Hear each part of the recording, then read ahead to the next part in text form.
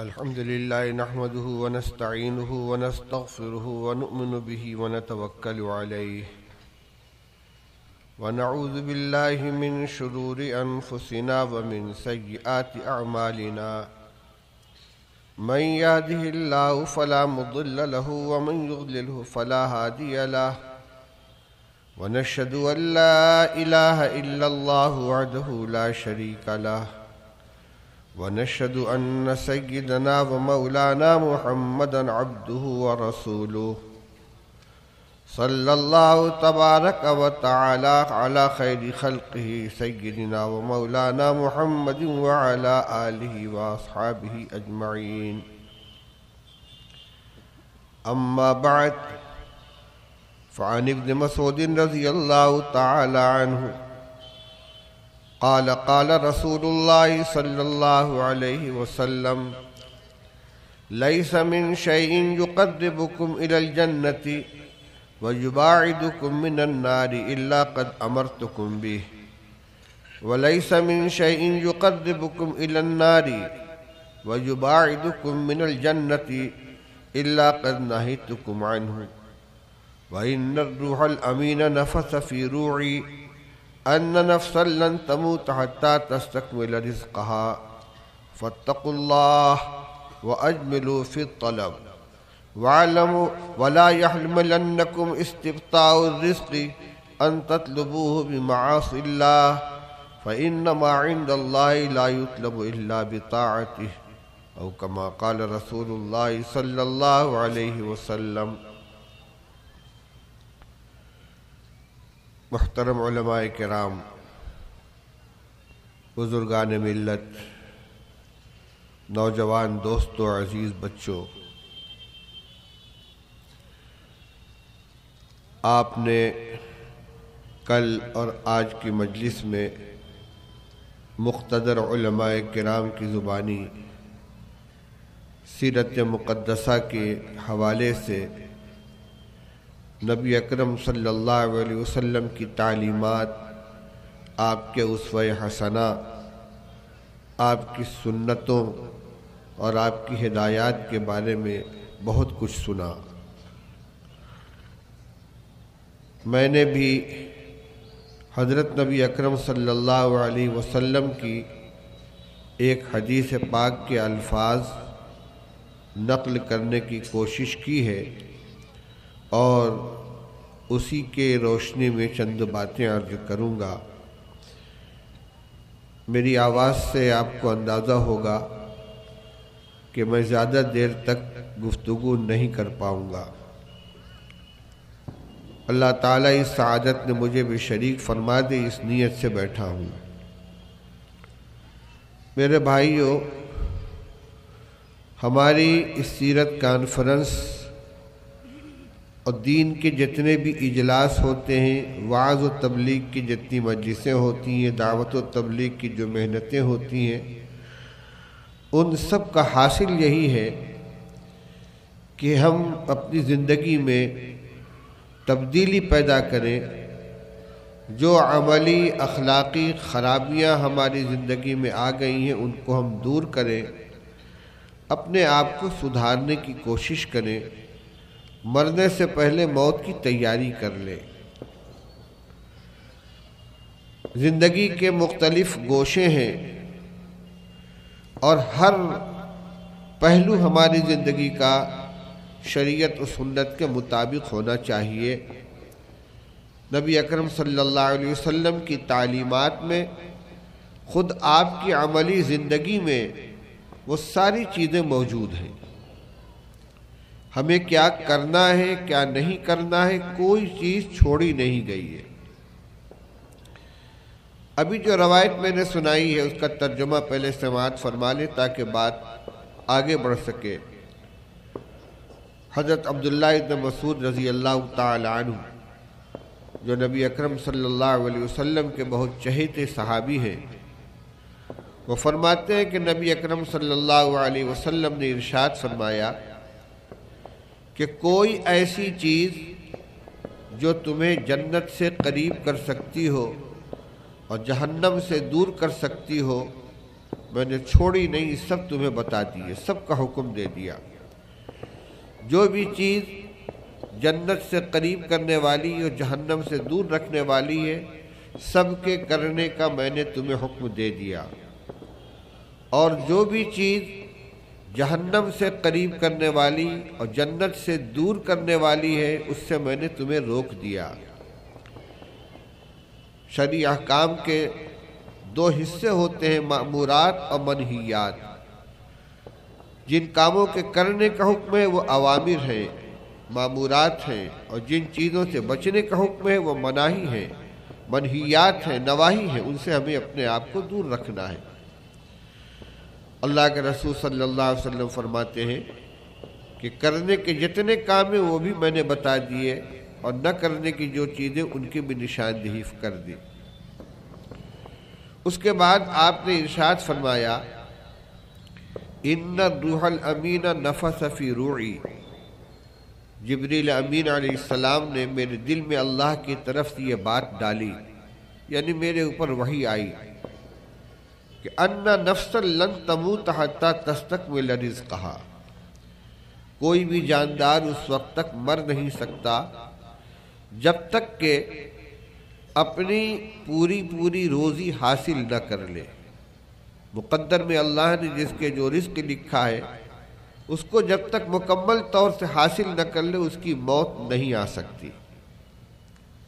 الا فاتقوا اللہ واجملوا فی الطلب، جب یہ بات ہے کہ تمہارے مقدر کی روزی تم کو مل کر رہے گی، کوئی تم سے چھین نہیں سکتا، کوئی روک نہیں سکتا، تم خود بھی چاہو کہ اپنی اس روزی سے اپنے آپ کو روک لو تو نہیں روک سکتے۔ فاتقوا اللہ، تو اللہ سے ڈرتے رہو۔ کمانے میں، مال حاصل کرنے میں، اللہ کی نعمتوں کے استعمال کرنے میں اللہ کی نافرمانی سے اپنے آپ کو بچاؤ۔ وَأَجْمِلُوا فِي الطَّلَبِ، طلب یعنی روزی حاصل کرنے میں اجمال برتو۔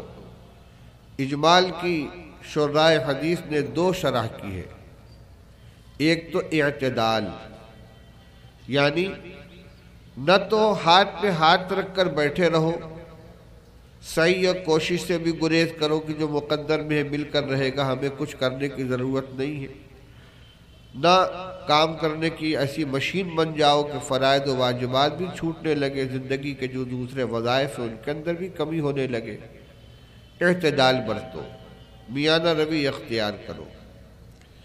دوسری شرح کی گئی ہے احسان، یعنی حلال طریقے پر کمانے کی کوشش کرو، جائز طریقے پر روزی حاصل کرنے کی کوشش کرو، کیونکہ یہ معلوم ہے کہ راستہ ہم کوئی بھی اختیار کریں گے، جائز یا ناجائز، حلال یا حرام، ملے گا اتنا ہی جتنا ہمارے مقدر کے اندر لکھا ہوا ہے، اس میں ہم کوئی ذرہ برابر اضافہ نہیں کر سکتے۔ فرمایا وَتَوَكَّلُوا عَلَيْهِ، اور اللہ کے اوپر بھروسہ رکھو، اس کا حکم ہے ہاتھ پاؤں چلاؤ، کوشش کرو، ذریعہ معاش اختیار کرو، اللہ پر بھروسہ رکھو، حلال طریقے پر کمانے کی کوشش کرو۔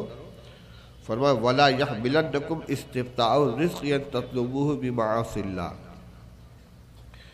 روزی کی آمد میں تاخیر کا احساس، مندہ آمدنی کی قلت تمہیں ہرگز اس بات پر آمادہ نہ کرے کہ تم اللہ کی روزی کو حرام طریقے پر حاصل کرنے کی کوشش کرو، ہرگز آمادہ نہ کرے اس بات پر کہ تم اللہ کے رزق کو حرام طریقے سے حاصل کرنے لگو۔ فَإِنَّمَا عِندَ اللَّهِ لَا يُطْلَبُ إِلَّا بِطَاعَتِهِ، کیونکہ اللہ کے خزانے میں جو کچھ ہے وہ اللہ کی مرضیات پر عمل کر کے اس کی اطاعت کر کے ہی حاصل کیا جا سکتا ہے۔ اللہ سے کوئی چیز چھینی نہیں جا سکتی، زبردستی حاصل نہیں کی جا سکتی۔ تو ایک تو رسول اللہ صلی اللہ علیہ وسلم نے عام ہدایت بیان فرمائی کہ میں نے اپنے احکام کے ذریعے جنت میں جانے والے تمام اعمال، معاملات، اخلاق تمہارے سامنے رکھ دیے، انہیں اختیار کرو، اور جہنم سے بچانے والی جو چیزیں ان کی نشاندہی کر دیں ان سے اپنے آپ کو بچاؤ۔ پھر انسانی زندگی کا ایک خاص مسئلہ جس میں پوری انسانیت پھنسی ہوئی ہے اور صبح سے لے کر شام تک اسی مشغلے میں لگی رہتی، یعنی کمانا، ضرورتیں پوری کرنے کے لیے معاش اختیار کرنا، مال حاصل کرنے کی کوشش کرنا، اس کا ضابطہ بیان فرما دیا کہ پہلی بات تو یہ کہ اس پر تمہارا ایمان ہو کہ ہمارے مقدر کی روزی ہمیں مل کر رہے گی۔ چنانچہ عقائد کی کتابوں میں یہ دو عقیدے صراحت کے ساتھ مذکور ہیں کہ یہ بھی ممکن نہیں ہے کہ کوئی شخص اپنی روزی سے زیادہ حاصل کر لے، اور یہ بھی ممکن نہیں ہے کہ اپنے مقدر کی روزی حاصل نہ کرے۔ جس طرح زندگی کے لمحات متعین ہے، جتنا وقت اللہ کی طرف سے زندگی کا لکھ دیا گیا ہے اس میں نہ ایک لمحے کی کمی ہو سکتی ہے نہ ایک لمحے کی زیادتی ہو سکتی ہے۔ اذا جاء اجلہم لا یستاخرون ساعۃ ولا یستقدمون، جب اللہ کی طرف سے متعین کیا ہوا وقت آ جاتا ہے تو نہ ایک لمحہ آگے کھسک سکتا ہے نہ پیچھے ہٹ سکتا ہے۔ بالکل اسی طرح جتنی روزی لکھی ہوئی ہے اس میں نہ کمی ہو سکتی نہ زیادتی ہو سکتی ہے۔ حدیث میں آتا ہے کہ جب نطفہ قرار پاتا ہے تو فرشتہ کہتا ہے یا رب نطفۃ، پروردگار یہ نطفے کی شکل ہے، مقصد یہ ہوتا ہے کہ آگے کے بارے میں کیا حکم ہے۔ اگر حکم ہوتا ہے کہ اس کی حفاظت کی جائے تو نطفے کی حفاظت ہوتی ہے، اس کی پرورش ہوتی ہے، اسے بڑھایا جاتا ہے، اور اگر حکم ہوتا ہے کہ اسے ضائع کر دیا جائے تو وہ ضائع کر دیا جاتا ہے۔ پھر ایک مرحلہ گزرنے کے بعد فرشتہ کہتا ہے یا رب علقۃ، پروردگار اب یہ جمے ہوئے خون کی شکل میں آ گیا، اب دوسرا مرحلہ ہے، یہاں بھی حکم کا انتظار ہے، ساقط کر دیا جائے یا باقی رکھا جائے۔ اگر باقی رکھنے کا حکم ہے اس کی حفاظت کی جاتی ہے۔ پھر ایک مرحلہ آتا ہے، فرشتہ کہتا ہے یا رب مضغۃ، پروردگار اب یہ گوشت کے لوتھڑے کی شکل میں آ چکا ہے۔ غرض اس طریقے سے مختلف مراحل سے گزرتے ہوئے جب وہ انسانی شکل اختیار کر لیتا ہے بچہ، تو اب پوچھتا ہے فرشتہ یا ربی ما رزقہ ما اجلہ شقی ام سعید، پروردگار اس کی عمر کتنی لکھی جائے، اس کی روزی کتنی لکھی جائے، اور یہ نیک بخت ہوگا یا بدبخت ہوگا۔ تو رحم مادر ہی میں دنیا میں آنے سے پہلے ہی رزق بھی لکھ دی جاتی ہے، رزق بھی لکھ دیا جاتا ہے، عمر بھی لکھ دی جاتی ہے، اور شقاوت و سعادت کا بھی فیصلہ ہو جاتا ہے۔ اسی لیے عربی کا ایک مثل ہے کہ السعید من سعید فی بطن امہ، السعید من وعظ بغیرہ والشقی من شقی فی بطن امہ۔ نیک بخت اور سعادت مند وہ شخص ہے کہ جو دوسروں سے نصیحت حاصل کرے، اور بدبخت وہ ہے جو ماں کے پیٹ سے ہی بدبخت ہو کر پیدا ہوا ہو۔ تو یہ تو ہمارے دنیا میں آنے کے پہلے طے ہو چکا کہ روزی کتنی ملے گی۔ اگر یہ بات ہمارے دل میں بیٹھ جائے اور یقین اس کا ہو جائے تو پھر ہم کمائی میں حرام راستوں کو اختیار نہ کریں۔ اس پر جب یقین ہوگا کہ جو مقدر میں وہی ملے گا، جھوٹ بول کر کمائیں گے تب بھی وہی ملے گا، ایمانداری کے ساتھ کمائیں گے تب بھی وہی ملے گا، پنجگانہ نماز کی پابندی کریں گے تب بھی اتنی ہی روزی ملے گی، اور نماز چھوڑ کر محنت کریں گے تب بھی اتنی ہی ملے گی، دوسروں کے حقوق ادا کریں گے، شرعی حقوق زکوٰۃ، صدقہ اور دیگر مالی حقوق ادا کریں گے تب بھی ہمارے مقدر کی روزی ہمارے پاس رہے گی، اور اس میں خیانت کریں گے تب بھی اتنا ہی ہمارے پاس رہے گا۔ اس کا اگر یقین دل کے اندر بیٹھ جائے تو پھر آدمی اپنی کمائی کو حلال اور پاکیزہ بنا لے۔ اور خاص طور سے حدیث پاک میں اس کو جو اہمیت کے ساتھ ذکر کیا گیا، اس کی وجہ یہ ہے کہ کسب حلال کا تعلق انسان کے پوری زندگی سے ہے۔ حلال غذا پیٹ میں جائے گی تو نیک اعمال کی توفیق ملے گی، آدمی نیکی کی طرف راغب ہوگا، دوسرے نیک اعمال کی توفیق ملے گی، اور حرام غذا جسم کے اندر جائے گی تو اعمال خیر کی توفیق سلب کر لی جائے گی۔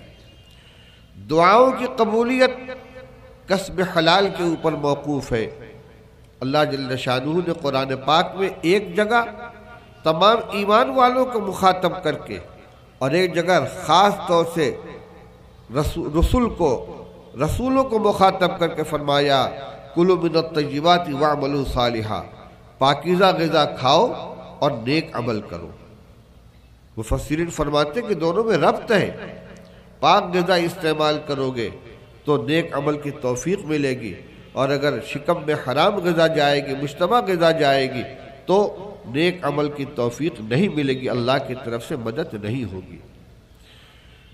تو میں یہ عرض کر رہا تھا کہ شریعت نے ہمارے لیے راستہ کھول دیا ہے، کرنے کے کیا کام ہے، نہ کرنے کے کیا کام ہے، سب کی نشاندہی کر دی، اور دین اسلام وہ کامل طریقہ زندگی ہے جس میں زندگی کے کسی گوشے کو تشنا نہیں چھوڑا گیا ہے۔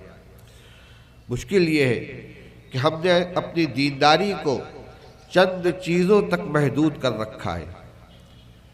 نماز کا اہتمام کر لیا، رمضان المبارک میں رمضان کے روزے رکھ لیے، بہت دیندار ہیں، شکل صورت وضع قطع دینداری والی بنا لی، کچھ دین کے کاموں میں حصہ لے لیا، بس دیندار ہو گئے، متقی و پرہیزگار ہو گئے۔ کہ میرے بھائیوں، یہ عبادات اور یہ اعمال یہ شریعت اور دین کے ایک چھوٹے سے حصے کا نام ہے۔ آپ تفسیر کی کتابیں دیکھیں، حدیث کی کتابیں دیکھیں، فقہ کی کتابیں دیکھیں، عبادات فقہ کی کتابوں میں چوتھائی حصے سے بھی کم کے اندر پھیلی ہوئی ہے۔ حدیث کی کتابوں میں عبادات کے ابواب جو ہیں وہ 1/4 سے بھی کم میں ہے۔ اس کے آگے نکاح ہے، طلاق ہے، عتاق ہے، بیوع ہے، خرید و فروخت ہے، معاشرت کے مسائل ہیں، ساری کی ساری چیزیں شریعت کے احکام ہیں، اور ان کے اوپر عمل کرنے کے بھی انسان اتنا ہی مکلف ہے جتنا عبادات کے اندر شریعت کے احکام کی پابندی کرنے کا مکلف ہے۔ رسول اللہ صلی اللہ علیہ وسلم نے ارشاد فرمایا احاسنکم اخلاقا، تم میں کہ سب سے اچھے وہ لوگ ہیں کہ جن کے اخلاق اچھے ہوں۔ آپ نے ارشاد فرمایا کہ قیامت کے دن نامہ اعمال کی ترازو میں سب سے وزنی عمل جو ہوگا وہ حسن اخلاق ہوگا۔ آپ نے ارشاد فرمایا خیرکم خیرکم لأہلہ وأنا خیرکم لأہلی، تم میں سب سے اچھے وہ لوگ ہیں کہ جو اپنے گھر والوں کے حق میں اچھے ہوں، اور میں خود اپنے گھر والوں کے حق میں اچھا ہوں۔ ابھی حضرت قاری صاحب دام برکاتہم کے بیان میں آپ نے سنا کہ رسول اللہ صلی اللہ علیہ وسلم نے جو محبت کے سچے ہونے کی علامت بیان فرمائی ہے، ان 3 علامتیں کہ سچ بولے، امانت ادا کرے، اپنے پڑوسیوں کے ساتھ اچھا سلوک کرے۔ نہ اس میں نماز کا ذکر ہے، نہ روزے کا، نہ حج کا، نہ زکوٰۃ کا، یہ معاملات ہیں، یہ اخلاق ہیں، ان کو ایمان کے دعوے میں سچے ہونے کی پہچان قرار دیا گیا کہ بولے تو سچ بولے، امانت ادا کرے، پڑوسیوں کے ساتھ اچھا سلوک کرے، اسی طرح اپنے گھر والوں کے ساتھ حسن سلوک۔ آج کل آپ حضرات جانتے ہیں کہ 3 طلاق کا مسئلہ چھڑا ہوا ہے۔ شریعت نے ہمیں جو زندگی کا اور خاص طور سے معاشرت کا جو ضابطہ عطا فرمایا تھا، اتنا معتدل، اتنا پاکیزہ اور اتنا مبنی بر انصاف ہے کہ اگر آدمی ان کی رعایت کرے تو طلاق کی نوبت ہی نہ آئے۔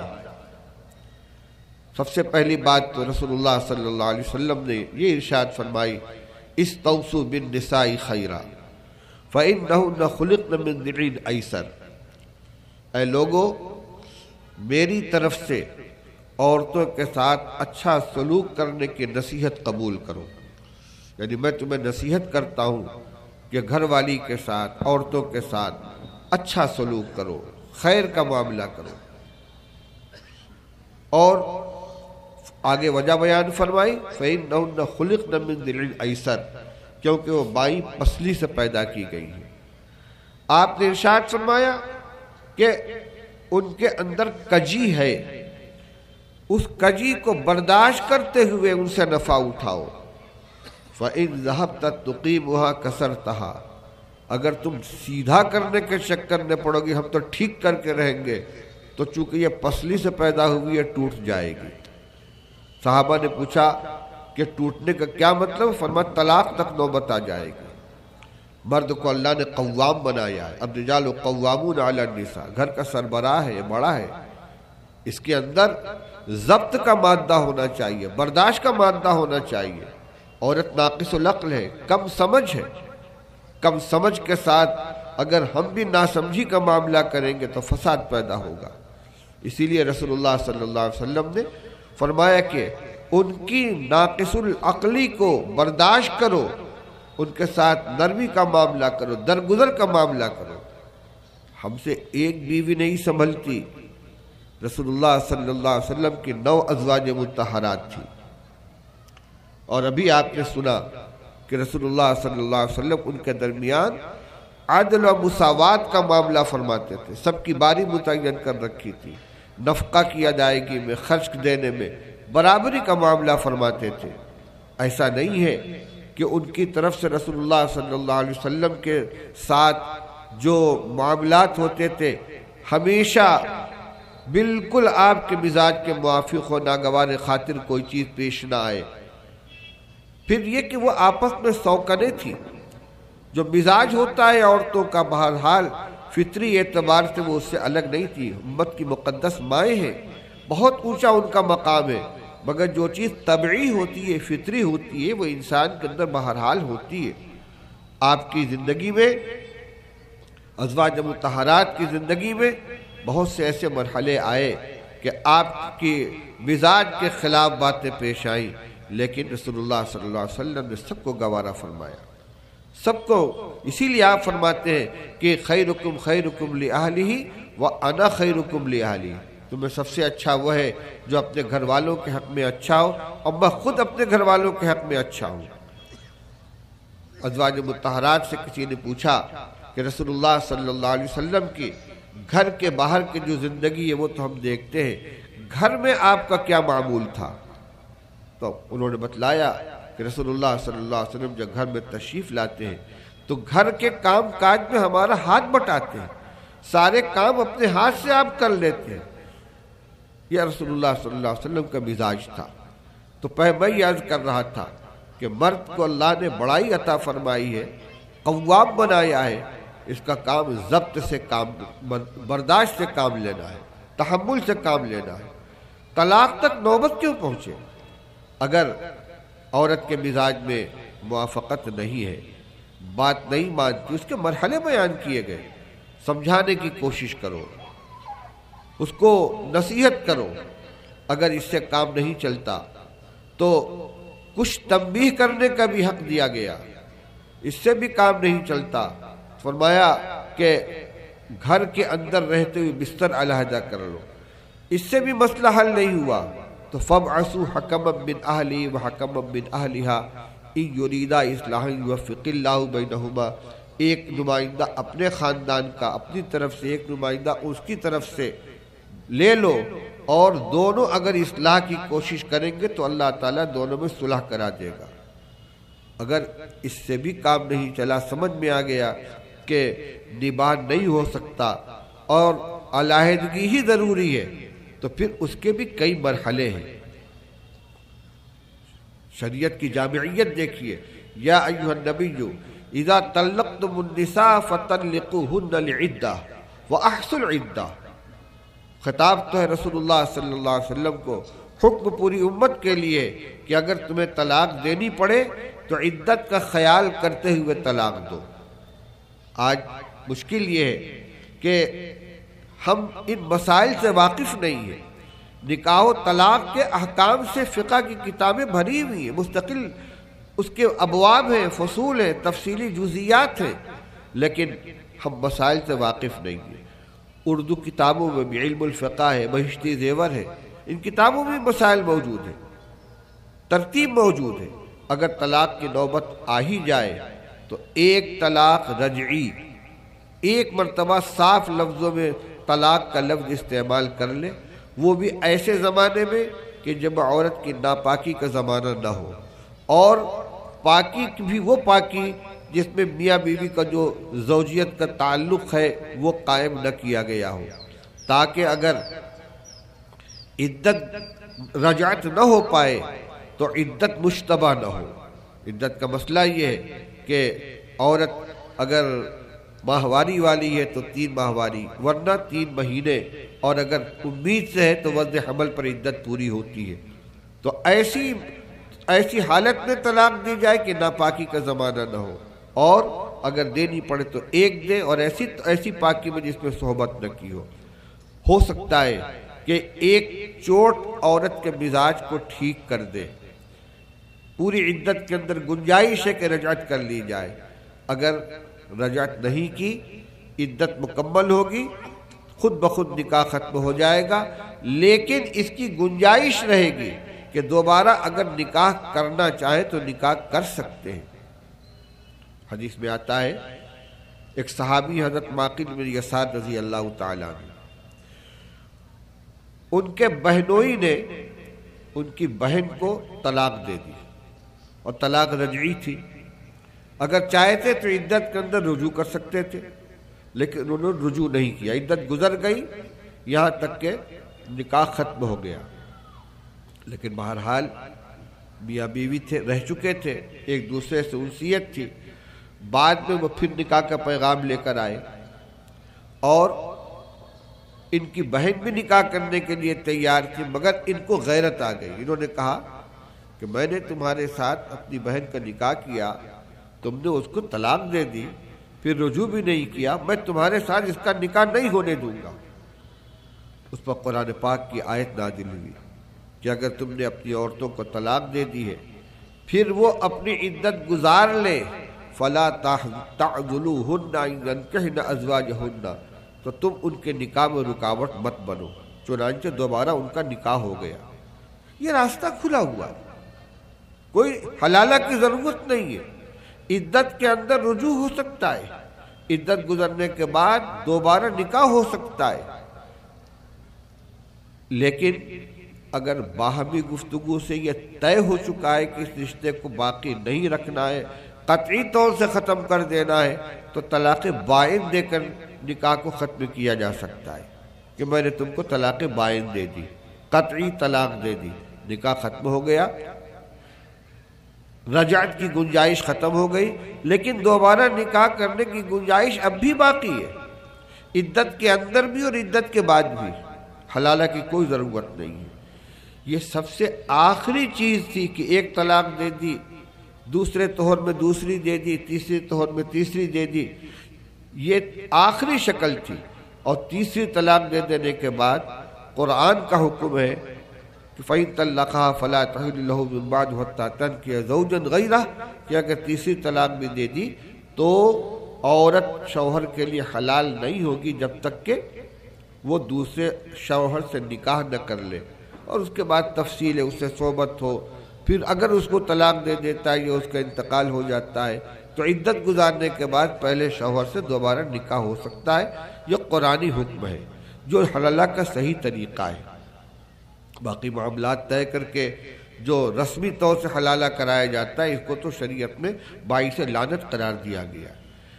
جو آخری درجہ تھا اس کو ہمارے معاشرے میں پہلے نمبر پہ استعمال کر لیا جاتا ہے کہ خدا نخواستہ اگر طلاق کی نوبت آ گئی اور ابھی اصلاح کی کوئی کوشش بھی نہیں کی گئی، سمجھانے بجھانے کی، معاملات کو حل کرنے کے لیے فریقین کی طرف سے نمائندوں کے درمیان گفتگو کے ذریعے کوئی کام نہیں کیا گیا، غصہ آ گیا، جلال میں آ گئے اور ایک ساتھ 3 گولی داغ دی۔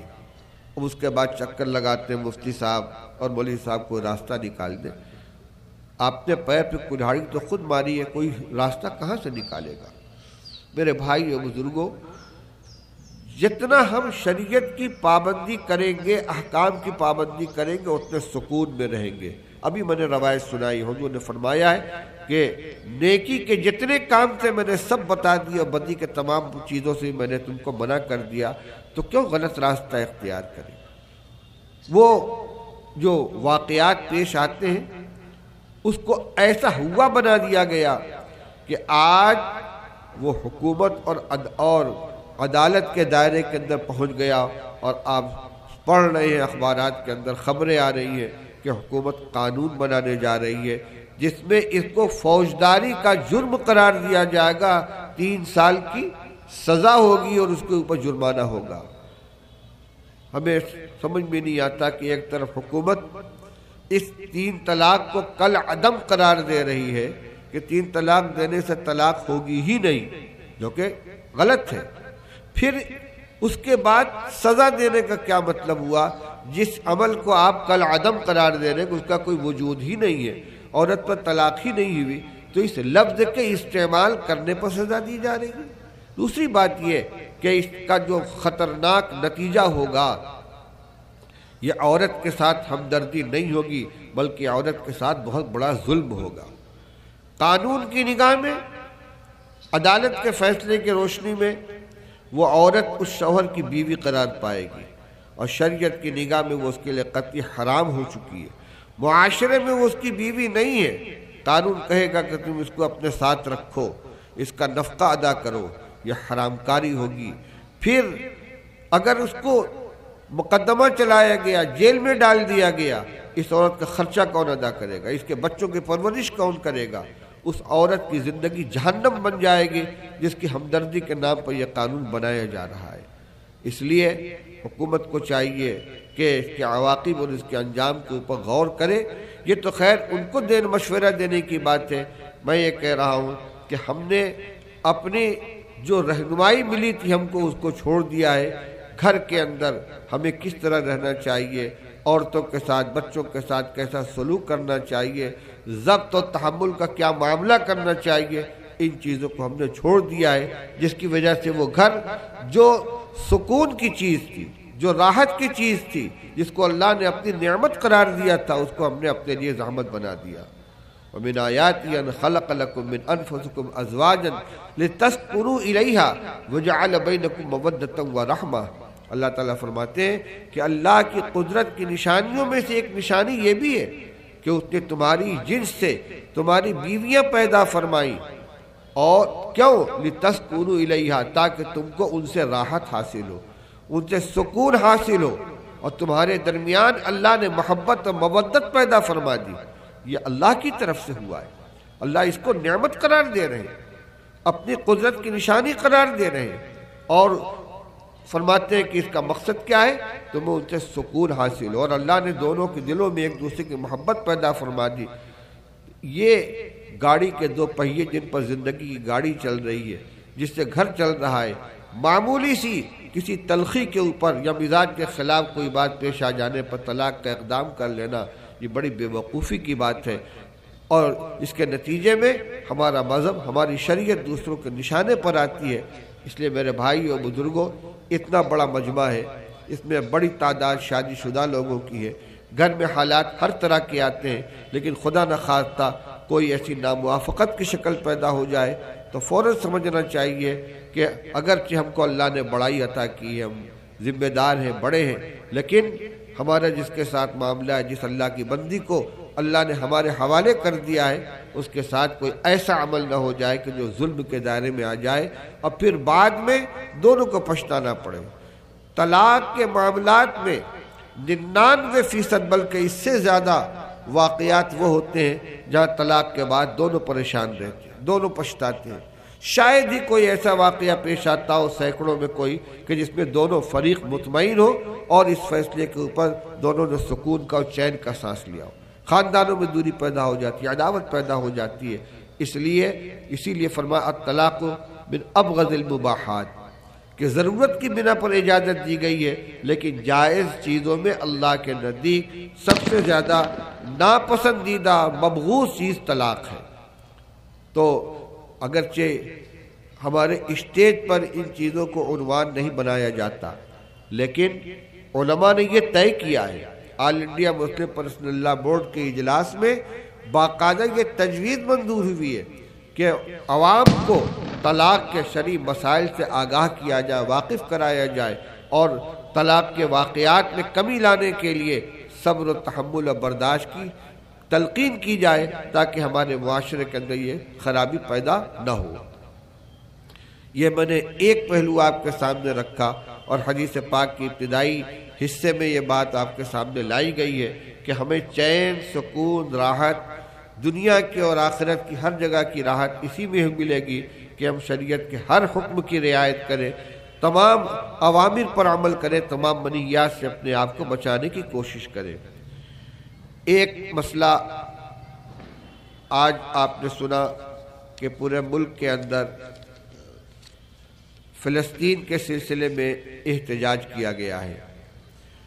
جمعیت علماء ہند کی طرف سے خاص طور سے آج احتجاجی جلوس نکلا، جس کی خبریں کل انشاءاللہ اخبار کے اندر دیکھ لیں گے۔ اس مجمع عام کے اندر وہ تجویز پڑھ کر سنائی جائے گی۔ صورتحال یہ ہے کہ مسلمانوں کا قبلہ اول شہر القدس، جہاں بیت المقدس جو دنیا کی تیسری سب سے بڑی مسجد ہے، جہاں بہت بڑی تعداد میں انبیاء علیہ السلام کی قبریں ہیں، جہاں سے رسول اللہ صلی اللہ علیہ وسلم کے معراج کا سفر شروع ہوا تھا، جہاں آپ نے انبیاء علیہ السلام کی امامت فرمائی تھی، اور جہاں ہجرت کے بعد 16 یا 17 مہینے تک جس کو قبلہ بنا کر مسلمانوں نے نماز ادا کی ہے، جس کے ساتھ مسلمانوں کا قلبی تعلق ہے، اور وہ مسلمانوں ہی کے قبضے میں وہ جگہ تھی، لیکن مغربی ممالک کی سازش کی بنا پر سن 1948 میں جب اسرائیل کا قیام عمل میں آیا، اسی وقت سے اسرائیل کی توسیع پسندانہ پالیسی اور مغربی ممالک کی پشپناہی کی بنا پر آہستہ آہستہ یہودیوں نے، صہیونیوں نے اپنے ہاتھ پیر پھیلانے شروع کر دیے۔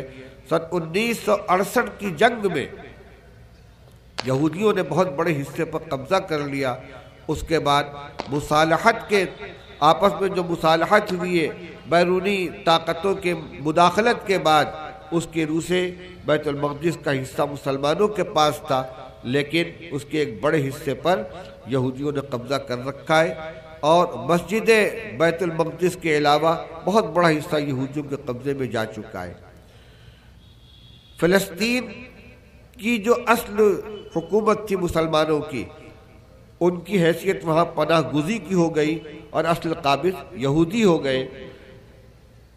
تل ابیب یہ اسرائیل کا پایہ تخت ہے، یروشلم جہاں بیت المقدس ہے یہ مسلمانوں کا حصہ ہے، لیکن ابھی کچھ دنوں پہلے امریکہ کے ناپسندیدہ صدر ڈونلڈ ٹرمپ نے یہ اعلان کر دیا کہ یروشلم اسرائیل کا پایہ تخت ہے، دارالحکومت ہے، اور امریکہ کا سفارت خانہ وہاں منتقل کیا جائے گا۔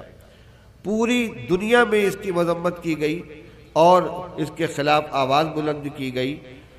شاید مسجد اقصیٰ میں آتش زدگی کے موقع پر جو عالمی سطح پر احتجاج ہوا تھا، اس کے بعد اتنا بڑا احتجاج بیت المقدس کے حوالے سے کسی مسئلے پر نہیں ہوا ہے۔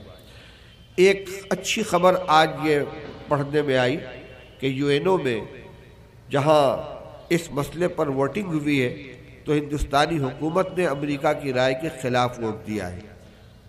ہم اپنے جذبات حکومت تک پہنچانا چاہتے ہیں کہ پورے ہندوستان کے تمام مسلمان اس غیر منصفانہ فیصلے پر سخت نالہ ہیں، اور یہ چاہتے ہیں کہ حکومت ہمارے جذبات کو آگے تک پہنچائے اور صدر امریکہ کے اس ناپاک فیصلے کو واپس کرانے کے لیے اور اس پر عمل درآمد سے روکنے کے لیے اپنی طاقت استعمال کرے۔ جو تجویز کے الفاظ ہیں میں آپ کے سامنے پڑھ رہا ہوں، آپ اس کی تائید فرمائیں گے۔ یروشلم سے متعلق امریکی صدر کے حالیہ اقدامات کے خلاف قرارداد، منظور کردہ احتجاجی اجتماع منعقدہ زیر اہتمام جمعیت علماء بنارس۔ یہ تجویز دن میں مسجد اشفاق نگر میں اور دیگر مساجد کے اندر پڑھی گئی ہے، اب یہ اس اجتماع عام کے اندر آپ کے سامنے لائی جا رہی ہے۔ جمعیت علماء بنارس کے زیر اہتمام فلسطین سے متعلق منعقدہ یہ احتجاجی اجتماع امریکی صدر ڈونالڈ ٹرمپ کے ذریعے القدس کو اسرائیلی دارالحکومت قرار دینے پر گہری تشویش ظاہر کرتے ہوئے اس کی سخت مذمت کرتا ہے۔ امریکی صدر کا یہ اقدام بین الاقوامی برادری اور اقوام متحدہ کے ان فیصلوں کے منافی ہے جن کے تحت القدس کو 1967 سے اسرائیل کا مقبوضہ حصہ بتایا گیا ہے۔ مقبوضہ کا مطلب یہ کہ اس کا ناجائز قبضہ ہے جسے ختم کرنے کی ضرورت ہے اور اس کو وہاں سے ہٹنا ضروری ہے۔ اس اقدام کا مقصد، یعنی جو امریکہ نے جو اقدام کیا ہے، اس اقدام کا مقصد ناجائز طور سے اسرائیل کے القدس پر قائم تسلط کو جواز فراہم کرنا ہے۔ یہ رویہ فلسطین کے پرامن حل میں کسی طرح معاون ثابت نہیں ہوگا۔ آج کے اس اہم اجتماع میں ہم اپنے اس مضبوط موقف کا اعادہ کرتے ہیں کہ ایسی آزاد فلسطینی مملکت بنے جس کی راجدھانی مشرقی یروشلم ہو۔ ہم حکومت ہند سے مطالبہ کرتے ہیں کہ وہ ملک کی دیرینہ و قدیم روایت کے مطابق امریکی فیصلے کی واضح الفاظ میں مذمت کرے۔ ہمیشہ فلسطین کے مسئلے میں ہندوستان نے فلسطینیوں کا ساتھ دیا ہے۔ ہندوستان کی روایت رہی ہے کہ اس نے ہمیشہ ایک ایسے آزاد فلسطین کی وکالت کی ہے جس کی راجدھانی مشرقی یروشلم ہو۔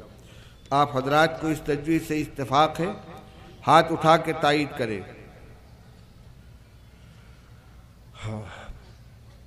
میں اپنی گفتگو مکمل کر چکا ہوں، اس سے زیادہ میں بول بھی نہیں پاؤں گا۔ آخر میں یہی گزارش کروں گا کہ کل سے آج تک جو باتیں آپ کے سامنے آئی ہیں ان کو دل و دماغ میں محفوظ رکھیں، ان کی روشنی میں اپنی زندگی کا جائزہ لیں اور اصلاح کی کوشش کریں۔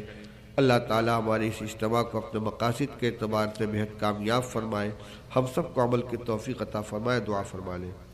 اللہم صلی علی سیدنا و شفیعنا و حبیبنا و نبینا و مولانا محمد و آلہ و اصحابہ و بارک وسلم۔